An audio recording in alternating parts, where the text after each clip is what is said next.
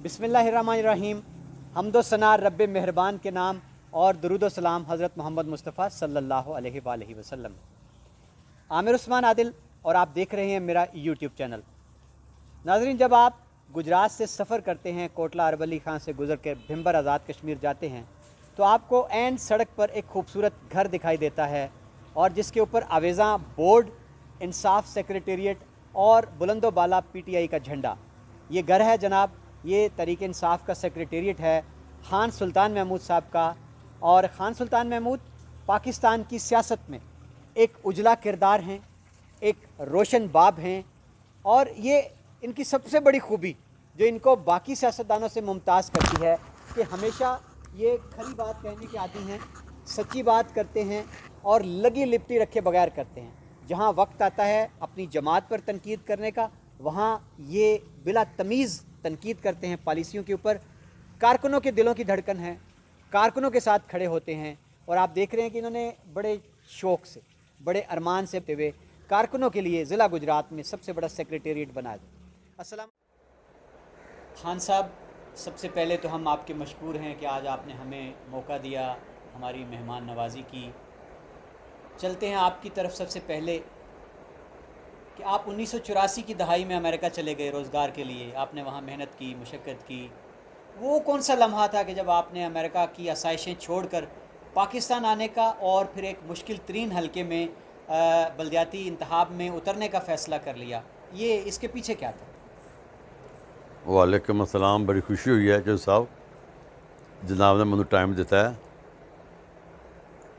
देखो, पाकिस्तान के लिए तो दिल हर वक्त धड़कता रहता था। बेशक अपने ज़रिया माश के लिए, अपने हालात के लिए मैं चला गया था वहाँ पर, लेकिन मेरा दिल तो पाकिस्तान में ही था। और पाकिस्तान में वापस आया हूँ इलेक्शन के ऊपर। मैं 80 जो कौन सा इलेक्शन हुआ है, जो 13 वाला, 13 वाला, उस इलेक्शन में मैं आया हूँ। मैं अपने 6 वोटों के साथ, 2 बेटे, मैं, मेरी वाइफ और मेरी बेटी और मेरी बेटी का हस्बैंड, हम लोग आए हैं आके वोट के कास्ट करने के लिए आए हैं। और यही जज्बा था कि पाकिस्तान, इमरान खान जो है एक दुनिया के अंदर एक मशहूर आदमी है, उसकी ज़ाती ख्वाहिशात भी नहीं है, तो वो एक अच्छा साबित होगा पाकिस्तान के लिए। तो उसके वोट देने के लिए वहाँ से कूच किया और इसी तरह से मैं पाकिस्तान आ गया। आप पाकिस्तान आ गए अमेरिका से, आपने बाकायदा अमली सियासत में एक्टिव आगाज़ कर दिया। आपने बतौर जमात और बतौर लीडर इमरान खान और PTI का इंतखाब क्यों किया? जो साहब, मैं इसमें एक बात और बताता चलूँ, फिर आपके सवाल पर आता हूँ। मैं जब पाकिस्तान आ रहा था ना, तो मेरी फैमिली भी मेरे साथ ही थी। तो मैं जब जहाज़ के लैंड करने में थोड़ा टाइम रह गया, कुछ तकरीबन 1.5 घंटा, तो मैं जहाज़ की टेल में चला गया। वहाँ जाके मैं सब लोगों के सामने खड़े होकर कहा, भाई 1 मिनट मेरी बात सुने। पहले तो वो लोग डर गए, इस तरह की जुर्त कोई नहीं कर सकता, ना ऐसी कोई हरकत कर सकता है, ये खिलाफ कानून भी है। वो सारे लोग डर गए, मेरे एकदम अलर्ट हो गए। मैं कहा, सुने मेरे भाई, मैं एक सिर्फ बात करनी है कि आप ऐसे टाइम पे पाकिस्तान जा रहे हैं कि वहाँ पाकिस्तान की तकदीर का फ़ैसला होना है। वहाँ वोटिंग है, वहाँ पे कैंडिडेट खड़े हैं, पीपल पार्टी भी है, नवाज शरीफ पार्टी, नून लीग भी है और PTI भी है। और आपने जिसको भी वोट देना है, आपकी अपनी मर्ज़ी, चुन के ऐसे बंदे को दो जो उस मुल्क के लिए कुछ कर सके। फिर सब लोगों ने हाथ खड़ा किया और ऐसे किया जी हम PTI के लिए जा रहे हैं। और अब आ गया आपका सवाल जी कि इंतखाब क्यों PTI? अच्छा, इंतखाब मेरा इमरान खान के साथ, मैं वैसे भी 2 दफ़ा मैं लंदन मुलाकात है मेरी, 2-3 दफ़ा मेरी न्यूयॉर्क के अंदर मुलाकात है, मुख्तलिफ फंड रेजिंग के अंदर। जी। और खान साहब के कारनामे कौन नहीं जानता। एज ए पाकिस्तानी मैं भी उनका फ़ैन था, उनकी क्रिकेट फ़ैन था, पाकिस्तानी झंडे को हमेशा तो सर बुलंद रखा, यही वजह थी।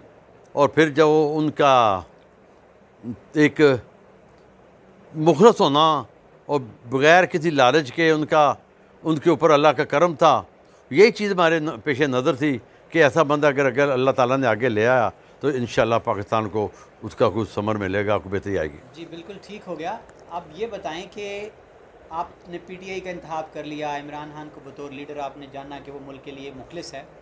आप पाकिस्तान आ गए अपने आबाई गांव हसन पठान में, और यहाँ आके आपने एक और मुश्किल फ़ैसला किया, बलदियाती इंतखाब में कोटला ग्रुप के सामने आने का बतौर उम्मीदवार।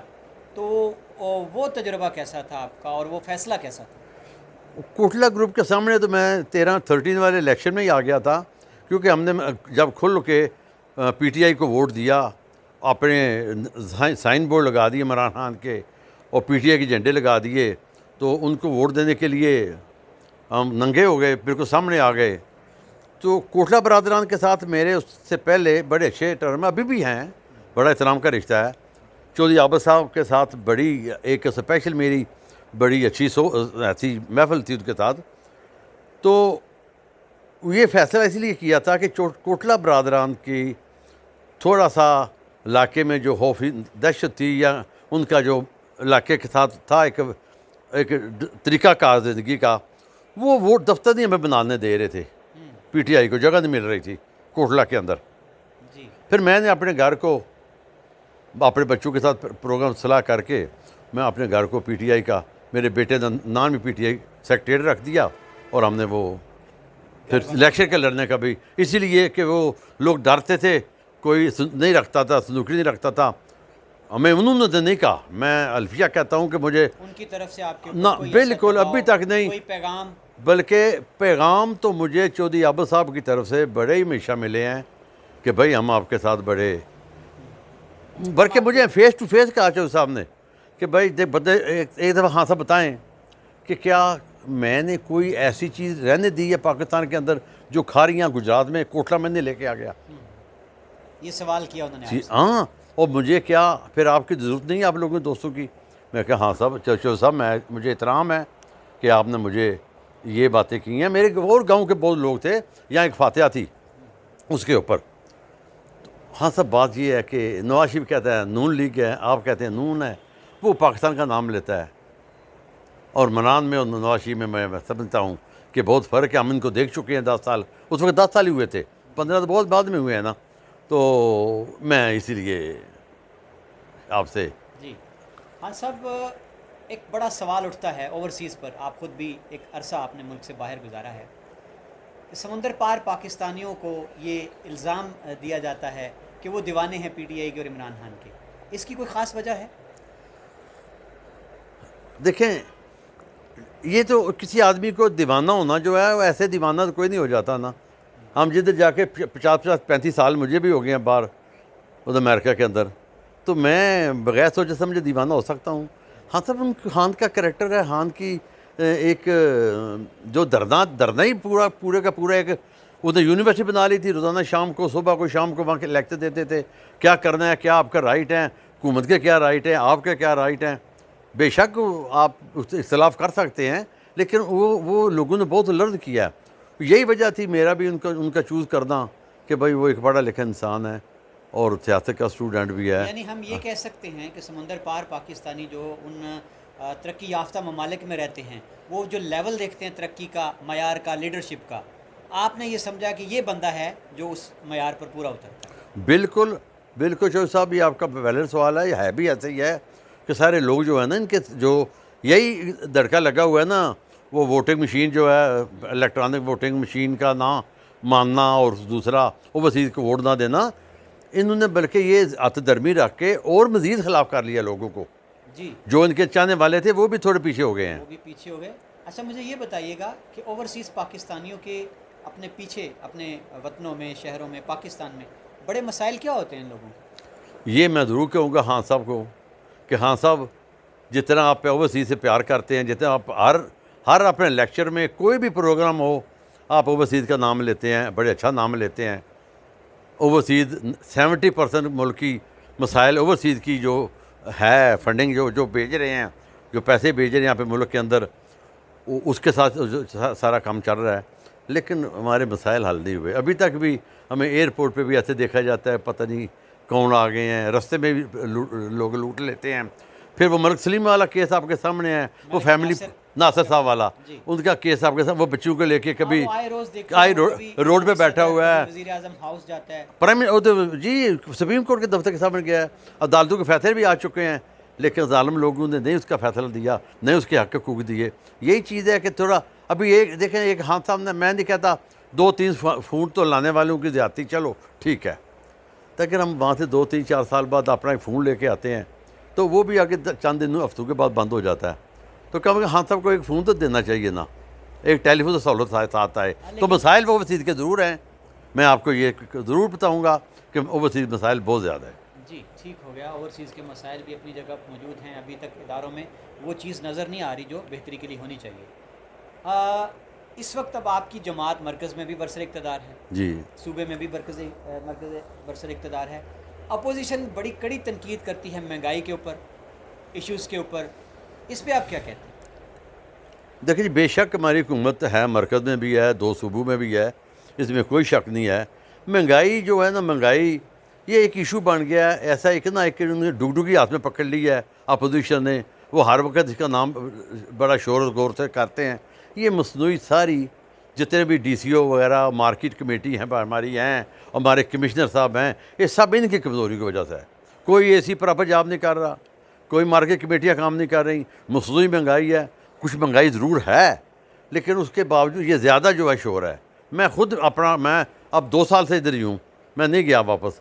मैं ख़ुद अपनी शॉपिंग करता हूँ, मैं नहीं देखा टमाटर 450 रुपये के, आलू 200-300 का दड़ी मिल रहा है, इसी तरह प्याज मिल रहा है, कोई मुझे नज़र नहीं आई। आपने अभी कहा कि मजिस्ट्रेट अपना काम ठीक से नहीं कर रहे, इदारे काम नहीं करते, तो क्या आपके अवामी नुमाइंदे जो हैं MNA MP या PTI के, क्या वो इस बात पर कोई गौर खोज नहीं करते कि वो अपने दफ्तरों से निकलें, डेरों से उठें और जाकर जायज़ा लें अवाम के मसाइल का, ACDC को साथ लेकर विज़िट करें बाज़ारों का? इस पर कभी बात हुई है पार्टी में? नहायत मदर के साथ पहले भी मेरे जो है ना कायदीन, खासकर PTI के हल्का के, उनको हमेशा ये रहता है मेरे ऊपर कि ये जी बड़ा एकदम बोल देते हैं, सबके नहीं आते, बिल्कुल नहीं आते। मैंने किसी अपने कायदीन को, कोई MNA को, MPA को नहीं देखा मार्केट में, एक दफ़ा भी नहीं देखा कि कहीं किसी मार्केट में आके उन्होंने कोई हेल्प की हो, भाई मार्केट चेक की हो। अवाम के साथ खड़े नज़र नहीं आते, नहीं आते, बुनियादी फ़र्क है। नहीं आते। अभी अगले दिन एक मसला हमने हाईलाइट किया, आपने उस पर हैरत का इजहार किया कि आपने पहली दफ़ा वो सुना, girls college, boys college, civil अस्पताल के सामने अंबार जो लगे थे, अभी तक आज की तारीख तक उस पर किसी इदारे ने कोई नोटिस नहीं लिया, कोई टस से मस नहीं हुआ। तो क्या आप समझते नहीं कि ये काम थे आपके MP MNA के करने के? बिल्कुल ये उनके काम है, और ये हो भी सकता है, इतना कोई बड़ा इशू भी नहीं है कि वो अगर चले जाएँ DC साहब के पास चले जाएँ, या खुद ही कोई उसका इंतज़ाम कर दें कि वो जहाँ डंप हो रहा है वहाँ पे उसको आग लगा दी जाए, प्रॉपर तरीके से उसको डंप कर दिया जाए। जगह भी है, सब कुछ है, इतना बड़ा काम तो नहीं है वो। लेकिन मैं ये एहसास है ज़रूर कि जो बल्दिया के चेयरमैन हमारे, और इन्होंने जो ये काम शुरू करवाया था माशाल्लाह बड़े अच्छे तरीके से, उसका कुछ रिटर्न भी हो रहा है कि लोग अपना कूड़ा जितना बाहर रखते हैं उसका कुछ देते हैं उठाने वालों के लिए, तो ले जाता है। तो उसको डंप भी साथ करना चाहिए था, डंप का भी बंदोबस्त उसी वक्त होना चाहिए था। लेकिन अब 3 साल हमारी हुकूमत को भी हो गए हैं, हम उनके ऊपर इल्ज़ाम तो ना रखें अभी हमें इसका बंदोबस्त करना चाहिए। अस्पताल के सामने और कॉलेज के सामने सख्त बदबू और इतना गंद अच्छा नहीं लग रहा। खान साहब, अब और तो कोई खड़ा होता नज़र नहीं आता, तो क्या मैं ये तवक्को करूं कि पहली फुर्सत में खान सुल्तान खड़ा होगा और जाके DC AC को मिलेगा इस सबसे बड़ा इशू जो इस वक्त डेंगू की आमाज का बन गया? क्या आप आजकल में इस पर एक्टिव हो रहे हैं? चौधरी साहब, मैं आपसे रिक्वेस्ट करूँगा कि आप टाइम निकाल लें और मैं हाज़िर हूँ, मैं चलूँगा और आप देख लेंगे कि मैं DC साहब से कैसे बात करता हूँ। अगर आप चाहें तो मैं कमिश्नर साहब के पास आपके साथ जाने को तैयार हूँ। मैं वहाँ बैठ के उनके मार्फत DC साहब के पास आने को तैयार हूँ। बात ये, मैं दो दफ़ा चौधरी लियाज़ साहब से बात की है, और उसके बाद मैंने चौधरी लियाक़त बदर को रिसेंट कुछ 4 दिन पहले खारिया में ना उधर अजबा होटल के ऊपर पर एक मीटिंग थी, पता 50 की आदमी होंगे उधर।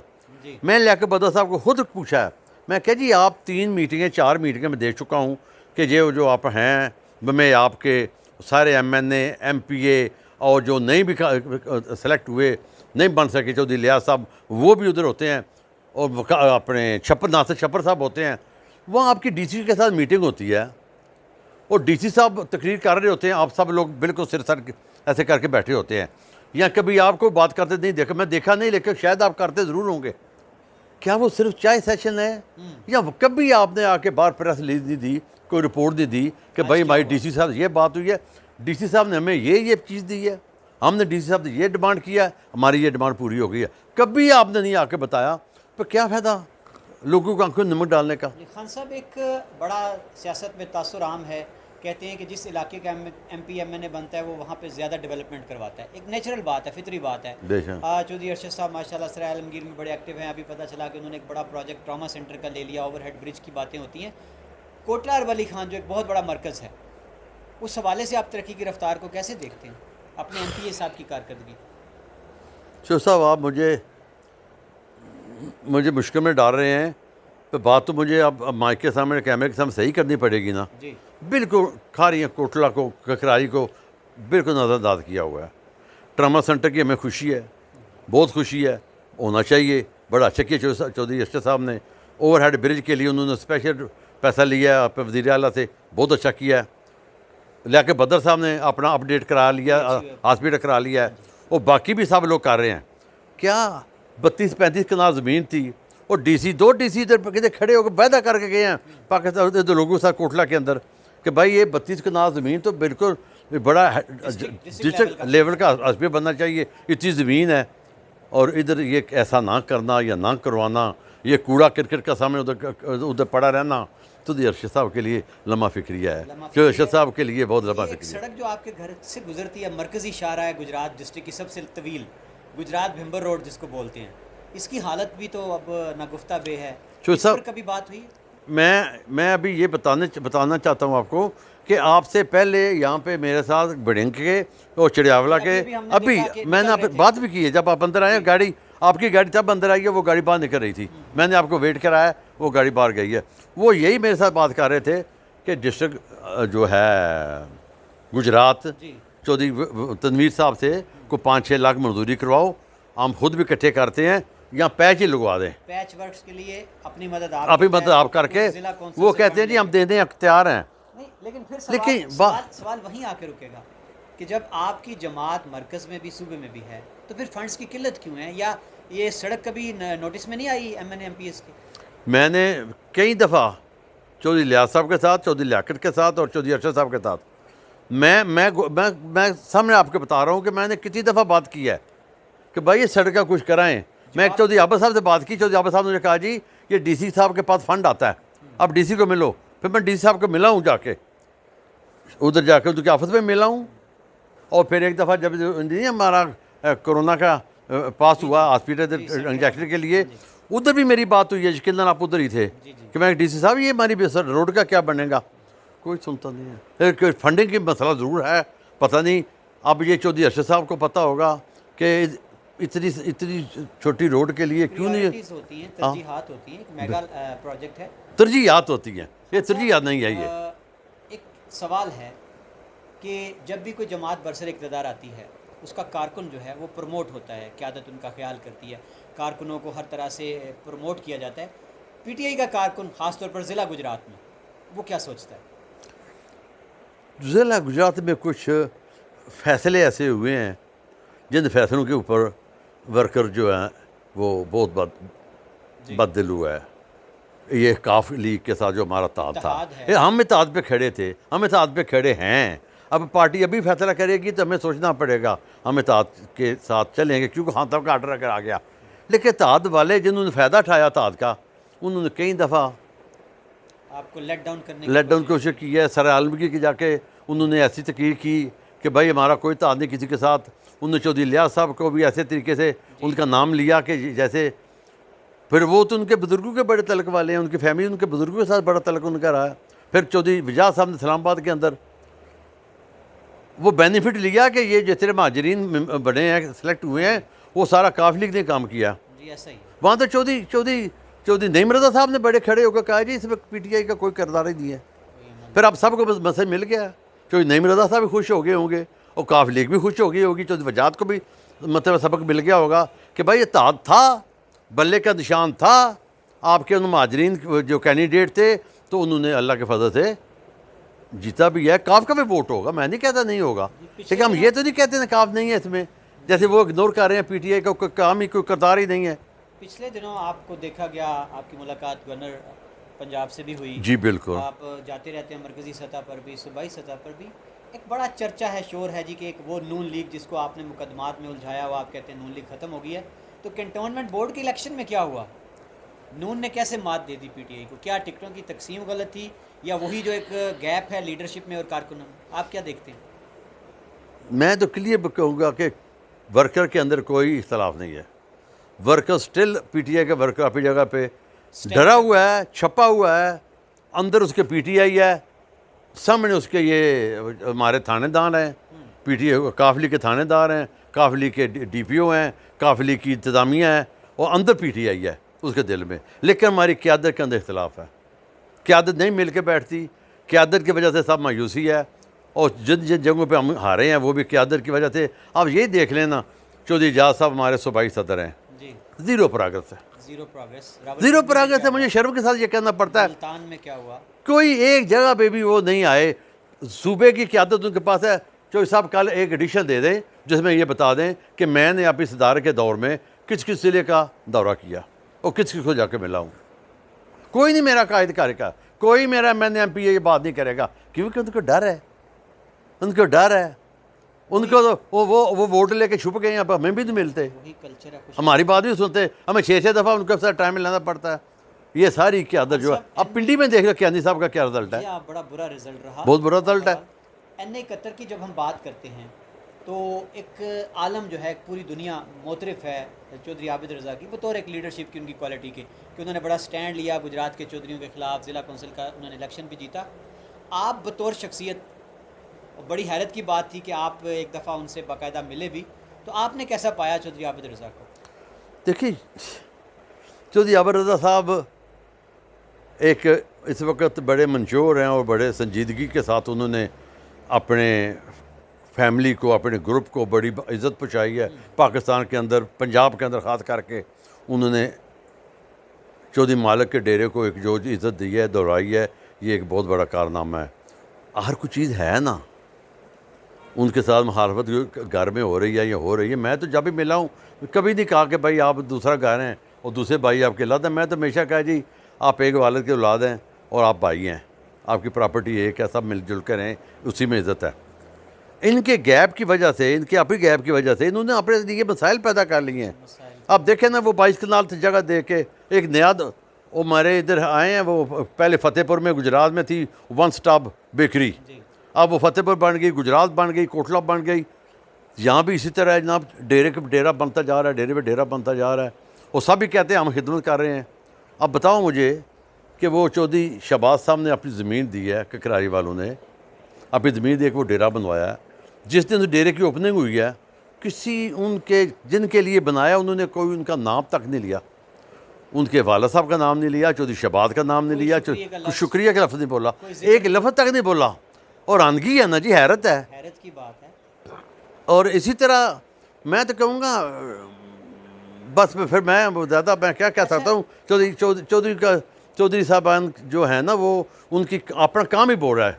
काम चौधरी आबिद साहब ने जेब से नहीं लगाए, पैसे गवर्नमेंट के हैं, लेकिन लगा तो दिए ना, लगा दिए, हल्का नज़र आता है, हल्का नज़र तो आता है ना, नज़र आती है, नज़र आता है। खान साहब, हमारी सियासत का एक कल्चर ये भी है कि सियासी इख्तलाफ को लोग ज़ाती इख्तलाफ तक ले जाते हैं, नफ़रतें, उनकी खलीज बढ़ जाती है। आपके हवाले से सारी चीज़ें ही बड़ी नई हैं, आप सियासत में नवारित हैं, आप खुल के बात करते हैं, आप अपने सियासी मुखालिफ का भी एहतराम करते हैं, आप उसकी बातों का खुला एतराफ़ भी करते हैं। तो आप जिक्र कर रहे थे कि आपके गांव में कोई पार्क भी बना था। जी बिल्कुल बना। ये किसने बनवाया? चौधरी आबिद साहब, आबिद रज़ा। राइट द वे जब वो MNA बने हैं ना, और ये बड़ी हैरानगी की बात है, सबसे पहला जो काम करवाया वो हमारे गांव में पार्क बनवाया। पार्क का तोहफा दिया आपके? पार्क को तोहफा दिया। आबाद है? आबाद है, बिल्कुल, बच्चे खेलते हैं, ख़वातीन के लिए फैमिली पार्क है। और जो हमारे गांव की रोड है, कंक्रीट रोड, गांव से दोनों तरफ गांव की एंट्री है, दोनों तरफ से लेके और जाती है वो आगे सिरिया चौक तक, बनानिया रोड के ऊपर जाती है। और जो रहेगी इख्तलाफ पार्टी ख़ानदानों के, अल्हम्दुलिल्लाह बिल्कुल मेरे मुखालफिन, मैं तो जब भी बोला हूँ अपनी पार्टी के कारकर्दगी पे बात की है, जिधर गैप देखा है अपनी गलत सोच के साथ या सही सोच के साथ हमेशा पॉइंट आउट किया है। मेरे बड़े अच्छे तल्लुक़ है चौधरी लियाज़ साहब के साथ, लेकिन पिछले 5-4 साल का मेरा रिकॉर्ड देखे, कई दफ़ा चौधरी लियाज़ साहब के साथ कि मैंने ऊपर बात की है और बड़े खुल के बात की है कि चौधरी साहब ये आपकी इसकी वजह से ये वर्कर मायूस है, इस वजह से ये ऐसा हुआ है, और मैंने ज़ातियात पे नहीं लिया ना, बिल्कुल नहीं लिया। मुझे किसी ने कोई थ्रेट नहीं दिया आज तक। कोई गिला नहीं। अच्छा, एक सवाल और है कि अमूमन हमारी जमातों के अंदर का कल्चर है, खुशामद बड़ी पसंद की जाती है, सब अच्छा सुनना चाहते हैं हम, हमारे ऊपर कोई तनकीद करे वो हमें भली नहीं लगती कानों को। आप हर वक्त जब भी हमने आपको किसी भी फोरम पे देखा, आपको हर माशरती नासूर के ख़िलाफ़ बोलते देखा, आपको जुल्म ज़्यादती के ख़िलाफ़ आवाज़ उठाते देखा, आपको हमने क़यादत की दो अमली के ख़िलाफ़ भी बात करते देखा। तो अब ज़ाहिर है लीडरशिप आपको शायद उस तरह पसंद तो ना करती हो, लेकिन कभी आपकी खिदमात के एतराफ़ में कि आपने सबसे पहले आकर यहाँ पर डेरा लगाया, इंसाफ सेक्रेटेरिएट कायम किया, पार्टी के लिए अपनी खिदमात, अपना पूरा घर वक्फ कर दिया, कभी आपको अभी कोई ऑफ़र हुई है पार्टी में किसी ओहदे की कि आपको जनाब किसी जगह बिठाते हैं? यही चीज़ जो है ना, जब अभी तक जो मेरे पास ना ओहदा मिला है ना ओहदा दिया गया है, ये सारी मेरी पार्टी और ज़िला सदर जो है उनका और डिवीज़न का सदर जो है, जनरल सेक्रेटरी भी है चौधरी रियाज साहब, ये सारी मिली भगत है। ये सारी मिली भगत है क्योंकि मैं इनके ऊपर उंगली उठाता हूँ, इनकी निशानदेही करता हूँ। और ये भी ये देख लें कि मैं इन सब को अगर प्रमोट नहीं किया ना, तो हमने इनके लिए बहुत कुछ किया है, सारी क़यादत के लिए बहुत कुछ किया है। जो अरशद साहब कह सकते हैं, क्योंकि वो उस वक्त हमारे शामिल नहीं थे, जो शामिल थे उनके लिए हमने बहुत कुछ किया। हमने अपने घर के, अपने दिल के दरवाजे खोले हैं और उनके लिए बहुत किया। पार्टी के झंडा ऊंचा रखा है। मुझे ये जो हैं चौधरी सोनी साहब, मैं ख़ुद इनके साथ इलेक्शन में गया हूँ तो उन्होंने मुझे खुद कहा है कि चौकीसमानी से लेके अगर मैं गुजरात आता हूँ, रावलपिंडी जाऊँ या गुजरावाला जाऊँ, इतना सड़क के ऊपर झंडा मैंने किसी का नहीं देखा, किसी जमात का नहीं देखा। यानी साबित ये हुआ कि पार्टी खुशामद मांगती है, पार्टी खुशामद क्षमा मांगती है, मांगती है। और जो बंदा सीधा साफ खरा बोलने का आदी हो, पार्टी उसको पसंद नहीं करती, ना इग्नोर, और उसको आगे भी नहीं आने दी बेशक नहीं आने देते। अब हम बढ़ते हैं इख्तिताम की तरफ। बहुत प्यारी, बहुत सीधी बातें हम सुन रहे हैं आज की इस इंटरव्यू में। और नाज़रीन, ये एक खुशगवार हैरत है, सियासत में ताज़ा हवा का झोंका है खान सुल्तान महमूद जैसे लोगों की आमद, क्योंकि ये वो लोग हैं जिनका सियासत से कोई मफाद जुड़ा नहीं, ना इनका ना इनकी औलाद का। ये साफ सीधे सच्चे खरे लोग हैं जो सियासत में एक मिशन लेकर आए हैं, एक जुनून लेकर आए हैं। वो मिशन, वो जुनून क्या है? अपने वतन का झंडा जो था उसको सरफराज होते देखना। इनका मिशन, इनका जुनून अपने इलाके को डेवलपमेंट करते हुए देखना, आने वाली नस्लों के मुस्तकबिल की फ़िक्र करना। खान साहब को मैं सलाम पेश करता हूँ कि इन्होंने सियासत के चलन को बदला है, इन्होंने सियासत में खुशामद के कल्चर को बदला है, इन्होंने आवाज़ हक उठाई है। इनको मैंने हमेशा एक्टिव देखा, अगली सफ़ों में देखा, इसकी परवाह किए बगैर कि मेरे ऊपर कोई जद आएगी, मुझे किसी थाने में कुर्सी पेश नहीं की जाएगी अगर मैं थानेदार के ख़िलाफ़ बात करूँगा। इनको मैंने देखा कि जब मलका का सखावत अली मोबाइल केस में तशद्दद करके थाना ककराली में मार दिया जाता है, तो मैंने किसी लीडर को उस मज़लूम ख़ानदान के साथ खड़े होते नहीं देखा। खड़ा था तो खान सुल्तान खड़ा था। भिंबर में जलसा होता है, इमरान खान तशरीफ़ लाता है, वहाँ गुजरात की क़यादत का कोई बंदा नहीं खड़ा नज़र आता, कारकुन नज़र आते हैं और कारकुनों के साथ खान सुल्तान खड़ा नज़र आता है। तो ये सारी चीज़ें मुमताज़ करती हैं इनको कि ये हमारी सियासत का रोशन चेहरा है, ये हमारा फ़ख्र है, ये हमारा सियासत में मान है। खान साहब, आखिरी सवाल, मौजूदा हालात, अपोजिशन का शोर गोगा, महंगाई, खान साहब ने बहुत कुछ बेहतर कर लिया, काफ़ी सारी चीज़ें हैं जो अभी इदारों में बिगाड़ उसी तरह है, ख़ास तौर पर थाने में, हमारी कचहरी का सिस्टम जो है, हमारे सरकारी इदारों का निज़ाम। आपने ख़ुद बताया कि कारकुन जो है वो बददिल होकर घर में बैठा हुआ है, खुल के सामने नहीं आ रहा, क़यादत आकर उसके साथ बैठती नहीं है, उसके साथ खड़ा नहीं होती, आवाज़ नहीं देती। 2023 का इलेक्शन अगर आ जाता है इसी तरह, तो आप क्या देख रहे हैं, क्या मंजरनामा होगा? पीटीआई कहाँ स्टैंड करेगी? इंशाल्लाह ये 107 की सीट हमारी है, बिल्कुल। NA 71 मैं डेफिनेट ये पीटीआई की सीट है। लेकिन अगर जनाब आपका और जो काफ लीग है, अगर यूं ही खिंचाव रहा और वो आपके खिलाफ ऐसे ही बयानबाजी करते रहे, और अगर आपने अलग अलग इलेक्शन लड़ा, एडजस्टमेंट ना हुई, तो फिर उसका फ़ायदा आबिद रज़ा साहब को नहीं दे रहे आप? नहीं, बिल्कुल नहीं। काफ लीग तो मुकाबला नून का है। अच्छा, आपका नून से मुकाबला है ही नून का जी, मुकाबले में नहीं देखते ना, बिल्कुल नहीं, बिल्कुल नहीं देखता मैं। मुकाबला नून का है और पीटीआई का है, और पीटीआई इंशाल्लाह सीट निकालेगी। चलें, NA 71 की सीट पीटीआई निकालेगी। जी। मैं ओवरऑल बात कर रहा हूँ कि इस महंगाई और इस सारे शोर गोग और एक बयानिया बना दिया गया कि इमरान खान नाकाम हो गया है, तो आप क्या देखते हैं 2023 का इलेक्शन आ जाता है तो क्या खान का बयानिया फिर से पॉपुलर होगा? खान साहब का बयानिया फॉरएवर है, मुल्क के लिए बयानिया है, वक्ती तौर बयानिया नहीं है। खान साहब ने 20 साल पहले बात की थी, अमेरिका के अंदर बैठ के सब सेनेटरों से बात की थी, पाकिस्तान के अंदर उनको इसीलिए हाँ सब बार बार कह रहे हैं बाइडेन ने मेरे साथ बात कर दी। क्या बाइडेन को मैंने 15 साल पहले बता दिया था कि तुम यहाँ से नहीं जीत सकते, उसमें फलां था फलां था फलां था। और अभी देख लें कहानी उधर अमेरिका के उधर खड़ा होकर क्या क्या पाकिस्तान के खिलाफ किसकी फंडिंग पाकिस्तान कर रहा है, क्या वज़ीर क्या नाम है उनका, सरदारों के साथ क्या बनाना चाहता है। तो इसी तरह खान की तकरीर आप देख लें, सभी जो कि यूएनओ के अंदर 4-5 लाख लोग रिपीट करके सुन चुके हैं, उसके सबसे ज़्यादा देखी जा रही है। उसके अलावा देख लें आप अमेरिका को देख लें, रशिया को देख लें, ईरान को देख लें, चाइना को देख लें, वो 50-50 हज़ार पे, 18,000 पे, 20,000 पे लोग हैं। और खान 4 से लाख से बढ़ गया। मैं हम पूरी उम्मीद है खान के तमाम बयानियों से पूरी उम्मीद है, और हमें उम्मीद है इंशाअल्लाह ताला इस मुल्क के तमाम बहरानों से खान निकालेगा, और इंशाअल्लाह ये मुल्क जो है दुनिया में बाइज़्ज़ती के तरह से कि हम परदेसी खुद कर रहे हैं। हम बड़ा फ़ख्र है हमारे सर ऊँचा उठा के। हम अब कोई भी किसी का हंगामा होता है ना, तो देखो ना भाई खान के बयान जो हैं भाई देखें, आप देखें हमारी क्रिकेट टीम जो जा रही है वापस कीजिए, हमें दहशत है, और पूरी दुनिया कह रही है इमरान खान को कि हमारे बंदे निकाल दो। वर्ल्ड बेस्ट जो एयरलाइन है वो PIA है, दुनिया का बेहतरीन लीडर जो इमरान खान, हमारे बंदे निकाल दो, और सारी दुनिया के बंदे निकाल के दिए हैं। दो अमली दुनिया की सामने आ गई कि पाकिस्तान की PIA वाहिद एयरलाइन है दुनिया की जो उस बहरान में गई है, डिप्लोमेट्स को निकालती है। दूसरी तरफ कहते हैं कि पाकिस्तान में सिक्योरिटी नहीं है, क्रिकेट टीम वापस चली जाती है। खान साहब, आज की इस गुफ्तगू का अख्ताम करते हुए एक पैगाम आप जो सियासतदानों को ख़ास तौर पर देना चाहेंगे कि जो लोग सियासत को एक उन्होंने नफ़रत का नाम दे दिया, जमातों की आपस के अंदर मरकज़ी सतह पर फिर कारकुन आपस में लड़ते हैं। आपने भी देखा होगा, मैंने भी देखा गवर्नर हाउस में, ईवान की राहदारियों में, इक़्तिदार में, कि ये जो बड़े बड़े लीडर्स हैं ये जब एक दूसरे को मिलते हैं तो बड़े खुशामद से मिलते हैं और एक दूसरे का बड़ा स्वागत करते हैं। कारकुन बेचारा यहाँ पे लड़ता रहता है, सर फाड़ लेता है। ये आप पैगाम क्या दे के बात को ख़त्म करेंगे? मैं अपने दोस्तों के साथ यही सब बात करूँगा कि छोड़ दो इतनी चापलूसी जो है ना, ख़त्म कर दो। बिल्कुल अपने रवाबत ठीक रखो, सब पार्टियों के साथ सही रखो, इज़्ज़त करो, इज़्ज़त करवाओ, और लीडर अपने दिल के अंदर सोच देख लो को कौन आदमी इस मुल्क के साथ सिंसियर है, कौन आदमी जो इस मुल्क के लिए खिदमत कर रहा है। किसी देखो खान साहब ने कोई अपनी फैमिली नहीं पाल रहा, कोई अपने बच्चे नहीं पाल रहा, कोई किसी उहदे नहीं दे रहा, कोई उनका रिश्तेदार आगे नहीं आया हुआ। फ़कत काम क्या है पाकिस्तान और पाकिस्तान के अवाम के साथ क्या मैं कर सकता हूँ।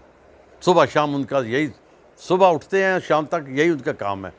अब लीडर तो फिर मैं इमरान को कहता हूँ, इस वक्त इमरान हमारी आखिरी ऑप्शन भी इमरान है, आखिरी उम्मीद, आखिरी ऑप्शन आपकी इमरान है। जी नाज़रीन, आपने खान सुल्तान महमूद की बातें सुनी, कड़वी कसेली, सीधी सच्ची, साफ और खरी। आपने उनका पैगाम भी सुन लिया सियासतदानों के नाम, कारकुनों के नाम, कि सियासत को आप नफ़रत ना बना दें, खलीज इतनी बढ़ा ना दें कि जहाँ हम एक दूसरे से बात ना कर सकें। जी नाज़रीन, बात यह है कि ये पाकिस्तानी परचम हमारे सामने लहरा रहा है। दुआ सिर्फ यही है, आरजू यही है कि इस वतन ने हमेशा रहना है, ताअबद रहना है, क़यामत की सुबह तक रहना है। सियासत चलती रहेगी, सियासी इख्तलाफ होते हैं, होते रहेंगे, लेकिन हमें सियासत में नफ़रत को पैदा नहीं करना, फ़रोग़ नहीं देना। हमें रवादारी, एहतराम को फ़रोग़ देना है। हमें सियासी इख्तलाफ को बर्दाश्त करना है, एक दूसरे के नुक्ता नज़र को सुनना है। ज़िंदा रहें, पाइंदा रहें। आज के इंटरव्यू के साथ दीजिए आमिर उस्मान आदिल को इजाज़त। मेरे चैनल को सब्सक्राइब कीजिए ताकि मैं इसी तरह के उजले किरदार, रोशन चेहरा और वतन का प्यारा खूबसूरत मंज़र आपके सामने पेश करता रहूँ। बहुत शुक्रिया।